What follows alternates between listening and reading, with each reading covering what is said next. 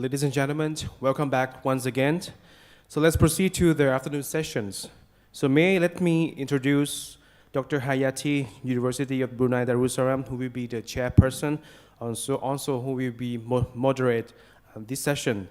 So our keynote speaker is Mr. Phon Sovatna, Institute of Agriculture, Cambodia, and he came up with the title, Intelligent Control System for Agricultural Production under Greenhouse. Please welcome.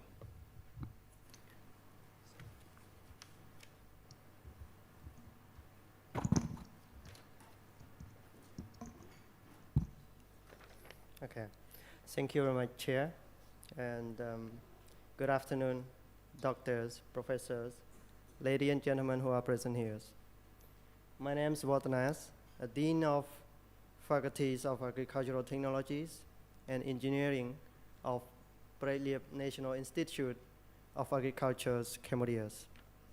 Today, I'm pleased to be presenting you a project's intelligent control system for agriculture's production under the greenhouse, or we can call it ICAP. So why ICAP? In Cambodia, a majority of peoples are living in the remote areas where agriculture is the most important for them, as it is the main source of the people's income, and also it contributes reduction. Today, the agricultural work has been gradually declined as the workforce also decreased. This due to remarkably the low production, low productivities, and high agricultural input. Particularly, farmers in Cambodia currently are using a very traditional technologies for crop cultivation, and that cannot be easily managed effectively and efficiently. Therefore, the project ICAP is to support farmers in terms of advanced technologies adoption to increase productivity, crop production, save time, and input. The model of ICAP is to control crop cultivation remotely, whereas internet is accessible, and offline, while internet cannot be accessed. The ICAP project is to develop a smart device that can control crop cultivation under the greenhouse remotely. Some ground information will be detected and collected, such as temperatures, water volume, humidities, light intensities, CO2, pH, ECs, and NPKs. And these all elements are very important for crop cultivation.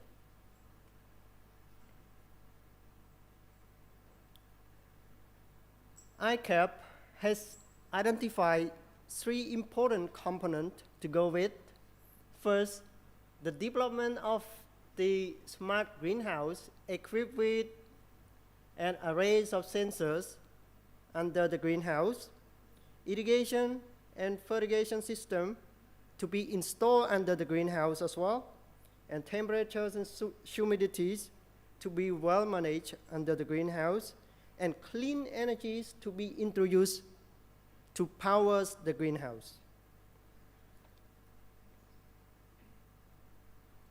Second, a development of the algorithm for the website or app to control the crop cultivation remotely via smartphone or computers. And these websites will equip with the database design to collect and store the data for further analysis.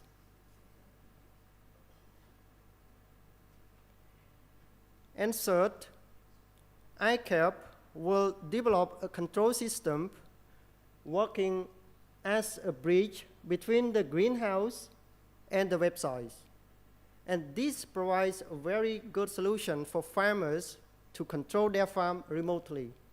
They don't need to go to the farm, but just stay home and control it. Some programming language will be employed, such as C programming, Python, PHP, jQuery, and other necessary programming language for coding the hardwares and also for data analysis. And of course, this ICAP will look for farmers who have greenhouse in the remote areas for some knowledge handling and sharing. For the impact, ICAP has a very big impact. Scientifically, it will easily detect the ground information for analysis. It can control the irrigation, fertigation remotely. It can be reuse the amount of waters to be irrigated to the farm. It can be reused fertilizers to apply to the farm, as currently farmers in Cambodia, they don't know exactly how much amount of even waters or fertilizer to be applied to the farm. So this ICAP will identify the actual amount to be applied. And also saving time, as they don't need to go to the farm, they just control from anywhere where they can access to internet. So they can spend the rest of time working for other businesses. And lastly, it can reuse chemical pesticides, as we are going to control the smart greenhouse. For societies and communities, the ICAP will essentially provide benefit to increase production, productivities, income, and skill handling to the peoples, to the farmers as a whole, when they use this system. And also skill handling, as we are going to provide hand-on experience to farmers on using these technologies.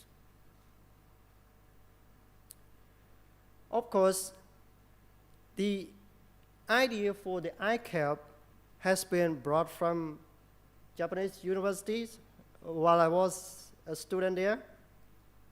And it can be easily expanded, collaboration with even nationals or international partners.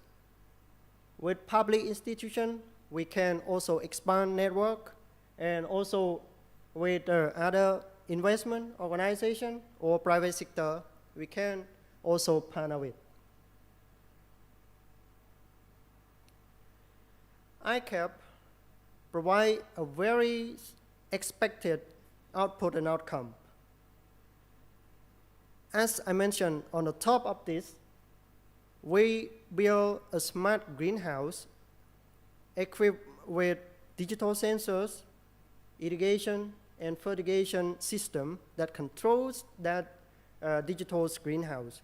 And also, we build the websites that can allow multiple users to use it. So not just only one user, any user who have, it's just like Facebook, who have username and password, they can log in and control it easily.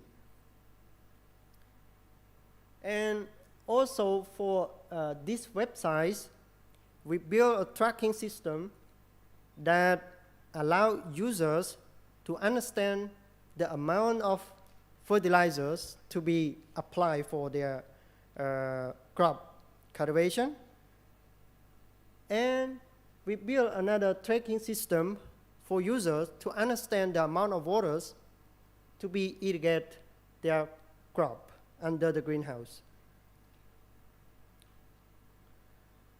in the conclusion, we can say ICAP has a big impact, not just only in the whole Cameroon country, but also the world who have access to this system. And actually, this system can be designed for multiple users, not only one or not specific in Cameroon, but also the world. And for the ICAP, we also care about our sustainability, not just our project after completing, it's gone. We care about long-term run. So not just provide benefit to farmers, we provide benefit to ourselves as well. And this one, we at least collect two sources of revenues. First, we sell the product to farmers, we get benefit. And also, for those who subscribe in our system, they need to pay monthly as well. So this, we think that in the futures, we can easily scale up our project into commercialization. And in the futures, actually, I haven't mentioned here, but in the futures, we are going to integrate AI system in this software as well, so that farmer can just use smartphone or computers, taking pictures, and the result of that will be easily displayed for farmers. So they don't need to care much about how much amount to be applied, how much amount to be irrigated to the farm. Thank you very much.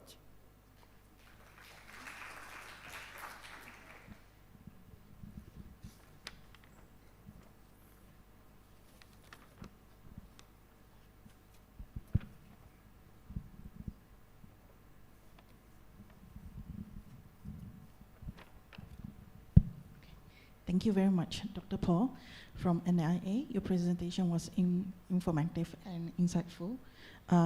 Since you finished your presentation ahead of time, now I would like to open up the floor for a few questions.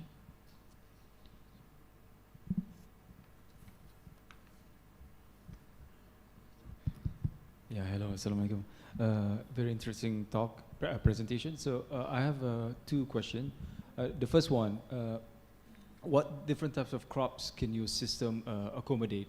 And secondly, how do you account for, if a farmer wants to use the system for a particular crop and then another farmer wants to do it for a different crop? So how does your system account for that? Yeah. Okay. Thank you very much for the question. Referring to the first question, actually, we care about the crop under the greenhouse. So far, 10 crops in Cambodia has been identified and used with this kind of system. Even local letters, Roman hat, as we had it in the dining area. And all those kind of crop has been produced in Cambodia under the greenhouse, and this system are very flexible for those kind of crop. But the limitation of this system is that currently we are really depend on factories calibration. I mean, all the data has been calibrated by factories. But now, like I already discussed with my institute, whether we can set up a lab so that this device can be easily calibrated over there for specific crop. Yes. And I think this also covers question number 2. Yes, thank you. We still have 5 minutes left, so I'm allowing more questions from the audience. Yeah, just one. I want to know more information about your greenhouse, because a greenhouse can be used to plant various crops, you see, and every type of crops might need a different quality of greenhouse. one might need higher temperature or different soil type, whatever, you know. And how your system can follow this greenhouse needs for different crops. Thank you. Okay. Thank you very much. Actually, based on my experience, 7 years working with farmers on crop production, in Cambodia, only around 10 crop has been grown under the greenhouse. And those information has been initially integrated in this system, so that for specific crop, farmer just select what kind of crop they want to grow, and all information will be like flexible based on that. Yeah.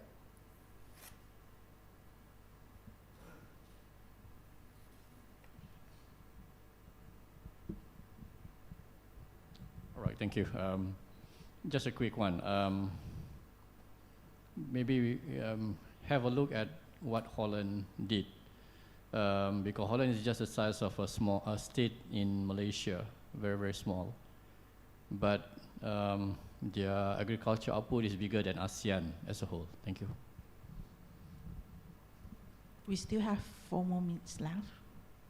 I'm Thank you. allowing one more question from the audience. Can you go back to the diagram of your PCB board? Yeah, there's one. No, the other one. Yeah.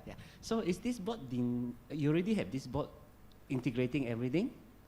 Yes, actually, this I can say this design has been made by myself. Okay. So it already like whatever we want to read this type of sensor, we just plug it in. Oh, it's a plug and play. The Yes. question here is like, because I think you're actually going to do some sort of soil analysis as well using the soil sensor, right? So Right. when you're going to how are you going to deploy this board itself into the to the farm? Is it on top of the soil or underneath the soil, or because the distribution of fertilizer inside the soil is going to be Right. different? Actually, we have 2 different type of sensors. First, the air sensors, we put it about the soil, just inside the greenhouse. But the ground sensors, we plug into the bed of the crop cultivation. So it will read all the ground sensors, all the ground information, mean the data from the soil. But actually, like we plug only one areas, and the bias of data can be generated as well. But what we try to recommend to farmers is that under the greenhouse, they need to make soil properly. Like even at the at the front until the end, they have to make the soils and to become a very aggregation. I mean, even here, the data might not be different from the 5 areas under the greenhouse. Yes, exactly. So the next question is like, so is this sensors going to be put in a greenhouse? Is the greenhouse going to be individual potted, or is just a lane plantations? I mean, a line plantation, or is a single potted kind of greenhouse that you're addressing? Actually, this control box, this control system are mostly used for not in the pot, but the bed, the soil bed. Yeah.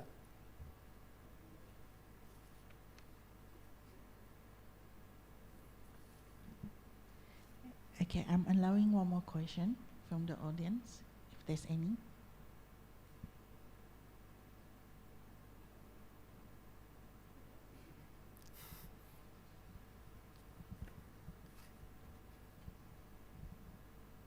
Since nobody asked, I mean, you see that I'm interested in this project in a way. So the question is like, how about the control parts? How are you going to do the control parts, especially on your irrigations and on your temperature control? As I say, highlighted, I can't remember your name in front, that the different greenhouse will require different environments. So how do you control, what sort of control system that you're going to put it in? Yeah. First, I would say the data is based on factories calibration. For the control system, actually we install it. For irrigation system, we control the irrigation one. We just like click the button on the smartphone, it will on and off the one. And also it applies to fertigation, the same. Like whenever the soils need fertilizers, the system, like we can even click to supply fertilizer, or we can even put automation for that. Yeah. Sorry, just a small. Like, sorry, this one. This one is mean we can even click the button and control irrigation and fertigation, but also we can put automation for that. Yeah. Thank you. Thank you. Thank you, Dr. Paul. Without further ado, may I invite the next speaker, Dr. Syazana Abdullah from UTB Brunei, to present her proposal on hybrid machine learning and statistical modeling, an alternative and cost-effective approach for food product formulation to combat malnutrition.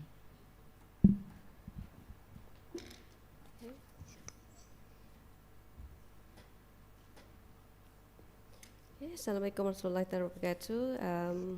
Good afternoon, it's me again. Right, I hope everybody had a great lunch.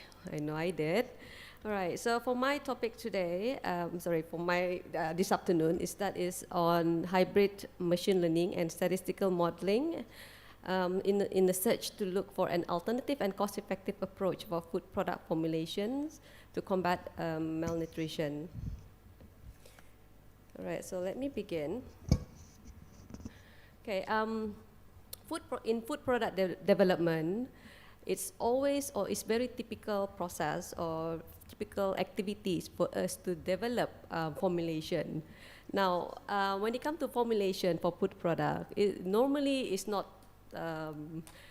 straightforward because ingredients are different. So we change one ingredient, we will have different effect. And food product development, especially if they are new, it will take most probably like months. Perhaps I would like to share that where my motivation for this project or for this proposal. Right, I had a project that I had to do with this particular food industry.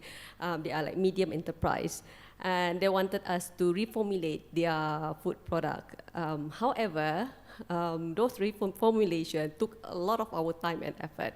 It took months to do it. Not 2-3 months, I think like almost half a year. Just formulation that they already have.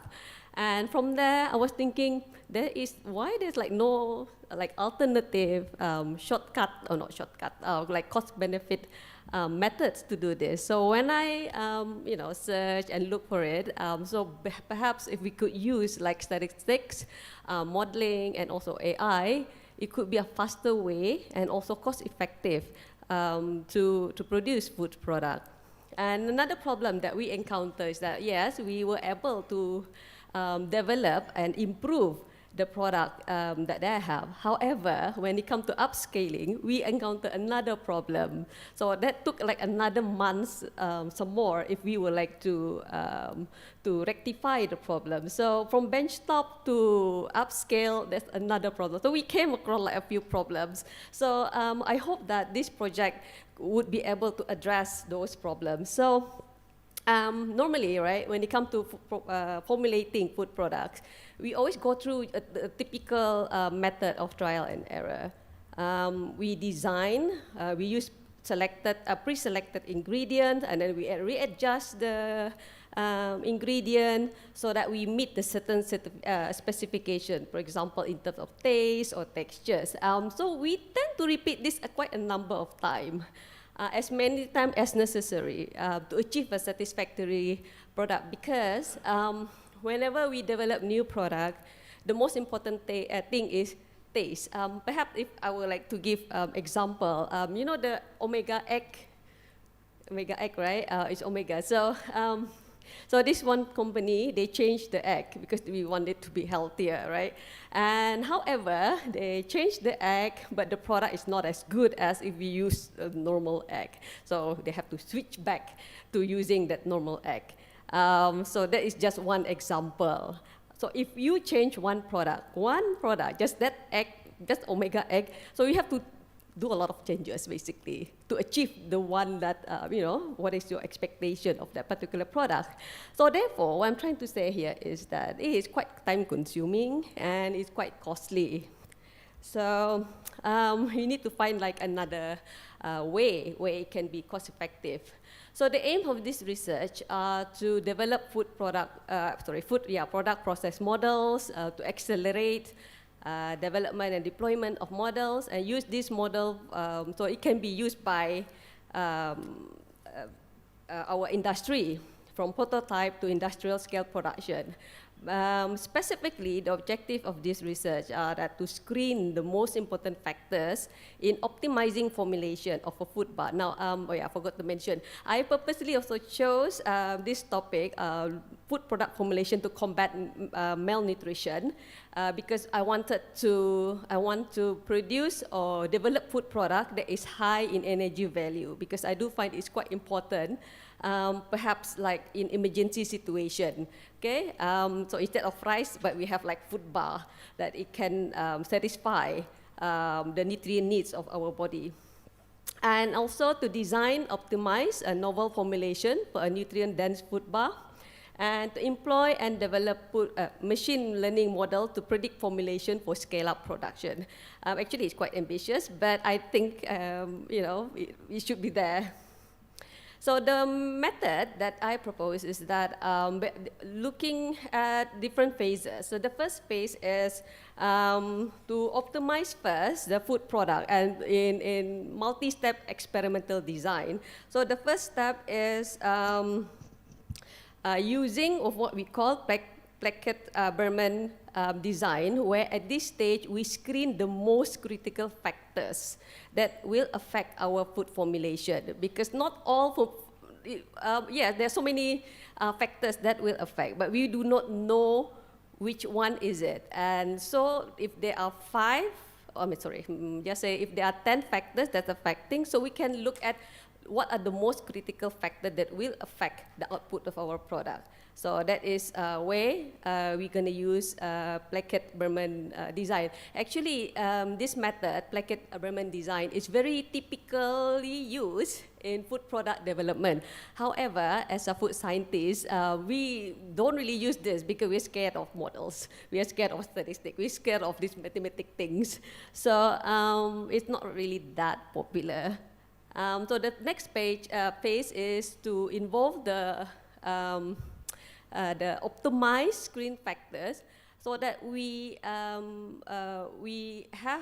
the product with the desirable quality, and this is where we're going to use the LP model. So the first thing is we screen, take the most critical one, and then the second phase, the one that we already screened, we optimize it. So that would be the second stage. The LP, we're going to use linear programming model, where we will determine the constraint. So the constraint here, for example, like high costs or the availability of a local product. So that would be the constraint.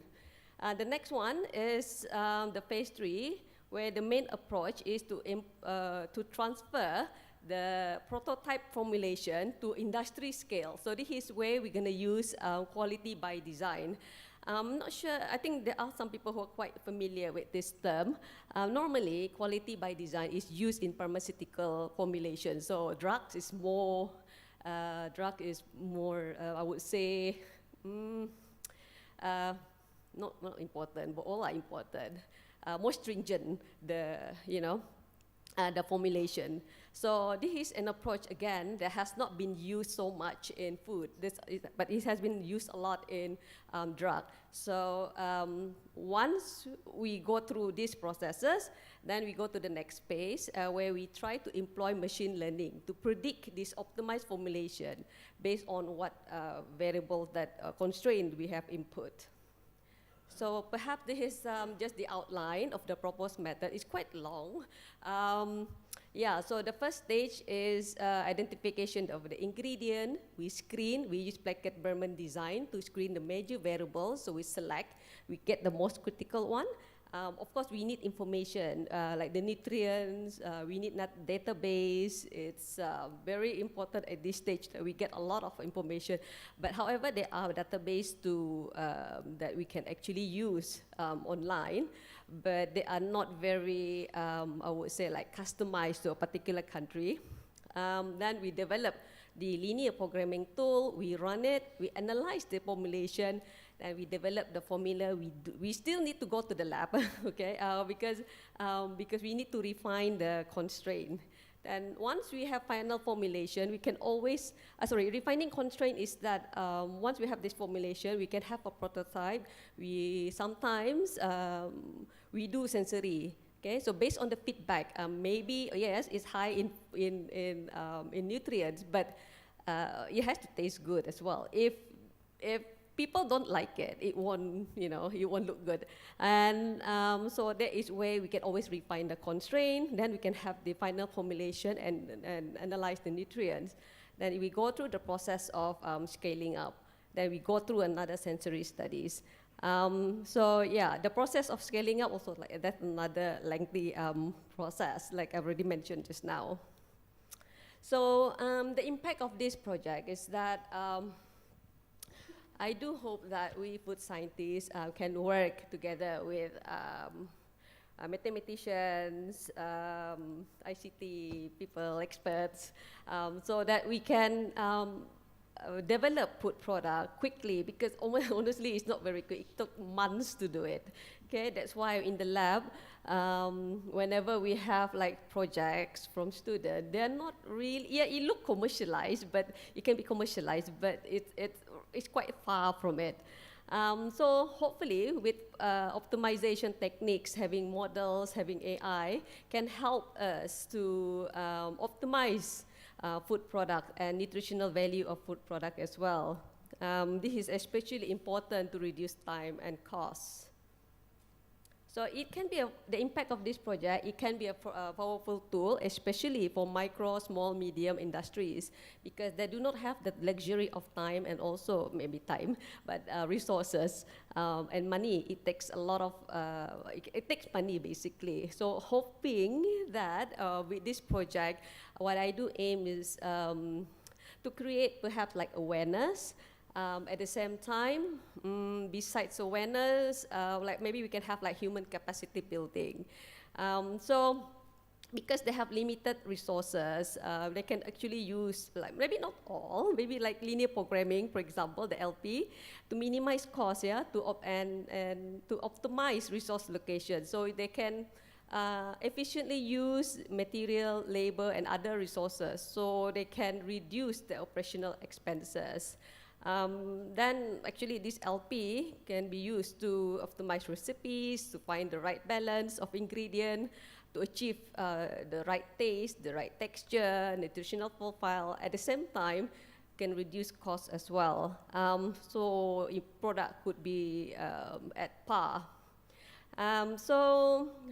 Another impact is that to assist small companies in designing and formulating products with specific nutritional targets, such as reducing sodium content, increasing protein levels, or meeting dietary guidelines. Because that's why we don't really have like ice cream that sugar-free ice cream, because it doesn't taste very good. So we need to find replacement to give that particular texture. So the outcome of this project is that I do sincerely hope that this could be in collaboration with local, not just Brunei local, but hopefully ASEAN local, with MSMEs, and this also plan to be part of national funded research to assist the MSMEs community. And I hope that whatever outcome, although not the whole project, but at least some part of it that could be used to disseminate knowledge within the ASEAN countries. Okay, I think that's it from me. Thank you.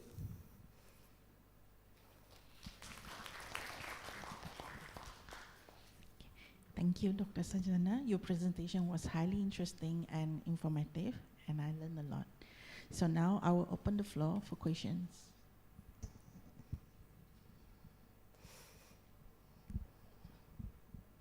Sorry, can I ask you a question about that malnutrition? Because malnutrition happen in many countries, well, including in Indonesia.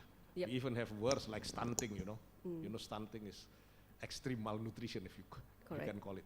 The problem is, we know that they have to be fed with good nutrition, but the area around might be different. The ecosystem of the nutrition available in every area might be different from one to another.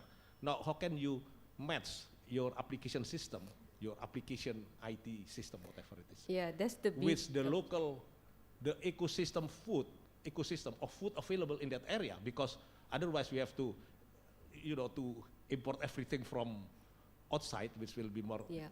So how can, if this area might be a lot of milk, another area might be a lot of chicken, another area might have a lot of insect-based food from your friends in the beginning, the presentation in the beginning. Thank you. Yeah, thank you. I was nervous to see you raise up your hand, like, you know. Okay, I'm kidding. Okay, yeah, I like that question. Basically, I think that's the beauty of like having logarithm, LP, statistic. I had the same question actually.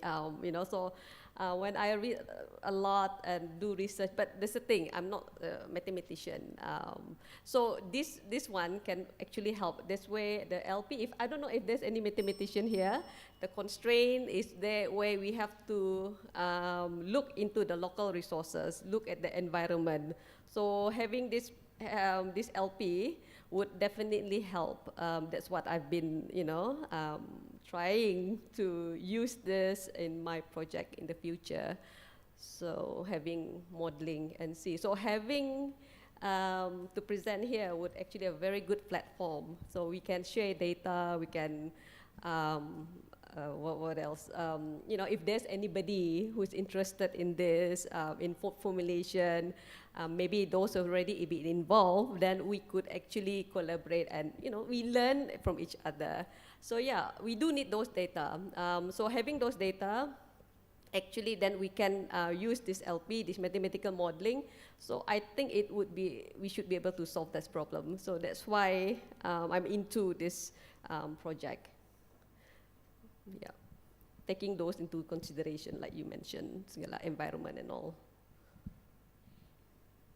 Okay, we still have 3 more minutes left. I'm allowing more questions from the audience. Thank you for your informative talk. I'm Somchai Bilo from Faculty of Medicine. My question is, your AI can formulate and predict and synthesize the nutrition, right?